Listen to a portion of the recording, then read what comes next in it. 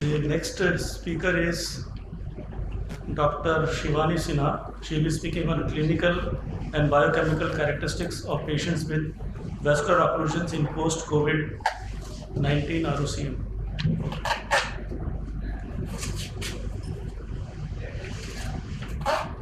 Good afternoon, everyone. I will be presenting on clinical and biochemical characteristic of patients with vascular occlusion post-COVID-19 ROCM. So ROCM is a devastating complication in COVID-19, and vascular occlusion has been both associated with COVID-19 and ROCM. Ophthalmic artery occlusion and CRO, they have been described in patients with post-COVID-19 ROCM, but the biochemical and the parameters were not fully understood in this subset of patients. So our aim was to study the clinical and biochemical characteristic of patients. So it was a retrospective study taken from 22 patients with vascular occlusion post-COVID-19 stage 3C and core ROCM were included in the study. So the following clinical parameters and the biochemical parameters, which included inflammatory markers, were included in the study. 22 patients either developed or presented with vascular occlusion. 17 patients with stage 3C had pre-existing vascular occlusion, while one developed ophthalmic artery occlusion after orbital debridement, and one patient with stage 4D had bilateral CRA.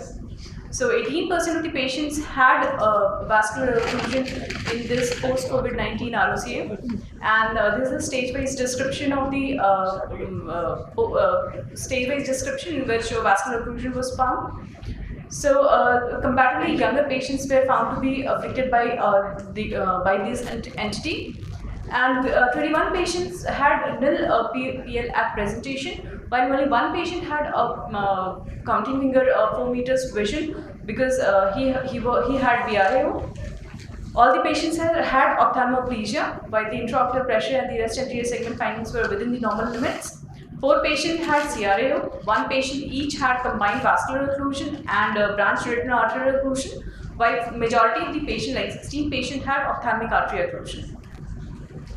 So the fasting blood sugar and HbA1c, they all pointed towards the uncontrolled diabetic status in these patients. All the inflammatory markers, including CRP, NLR ratio, lymphocyte to CRP ratio, and serum ferritin were elevated in these subset of patients. But when we compared group 1 stage 3 patients with occlusion and without occlusion, there was no significant difference between any of the inflammatory markers or the blood sugar status. So this is a patient who had presented with right eye showing combined occlusion with florid neovascularization of the disc, showing NVD on the opta and a thinned out macula on OCT. So the same patient, the MRI did not reveal any thrombosis of the internal carotid artery. This is the fundus photo of the right eye of the patient who had superior temporal BRAO with a vision of finger counting 4 meter. There's a patient who showed central retinal artery occlusion in the left eye with a cheddar spot and a pale disc. This patient had had ophthalmic artery occlusion in the left eye with a normal right eye. So 18 patients underwent sinonasal orbital debridement, 3 patients underwent exenteration, 2 with stage 4D ROCM died, and at 4 weeks follow-up, only the patient with BRAO improved from finger counting 4 meters to 6/18. So isolated ophthalmic artery occlusion with orbital infarction syndrome have already been reported in post-COVID-19 ROCM patient, while CRAO has been reported till the extent to 20% in these subset of patients. The CRAO in ROCM is due to contiguous spread of angioinvasive fungal elements, and it leads to a necrotizing vasculitis and thrombosis of the central retinal artery.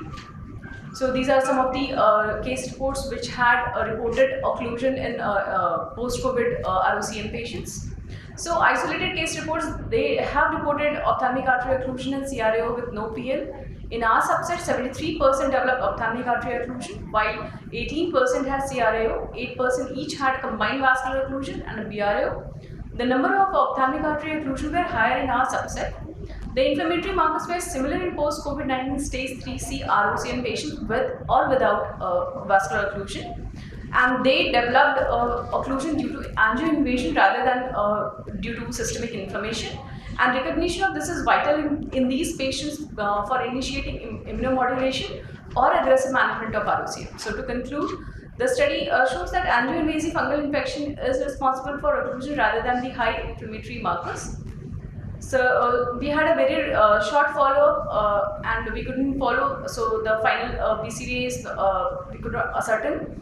And it was a large case series of retinal vascular occlusion, and together with all these cases, they permit a detailed characterization of this complication. So this can be relevant in making both the ophthalmologist and the physicians treating post-COVID-19 ROCM patients aware of the possible devastating complication and making judicious treatment strategies. Thank you. Dr. SHIVANI, good study, but all these patients are around the age of 60 or above 60. How will you establish that it is all related to post-COVID complications? So these were younger patients and No, age is about 60, 50, something like that. 48, approximately. Average is 40. Yes, sir. Okay. So that is one thing that this is the point of study, that whether they are all due to ROCM invasion or they are all due to systemic inflammation. So we had a synoorbital debridement done in every case. None of the patient were excluded from that thing. So we the culture was sent across, and then we found that every patient had invasion of the orbit. It is immediately post-COVID. What's the time after the COVID? So approximately 3 weeks. 3 weeks. Okay, good study. In the cases of bilateral affection, Yes, sir. Stage 4D patient had a bilateral CRAO, but that patient also had internal capillary artery thrombosis because of bilateral. the bilateral. And why did your subset of patients have more ophthalmic artery occlusion as So compared because to of other the series? extensive. No, as compared to other series, they also had similar or no? Sir, none of these series had so many patients to establish whether they had more of ophthalmic artery or central retinal artery or ophthalmic, combined vascular occlusions. So maybe because of the extensive orbital disease, the patient landed up with ophthalmic artery invasion. Thank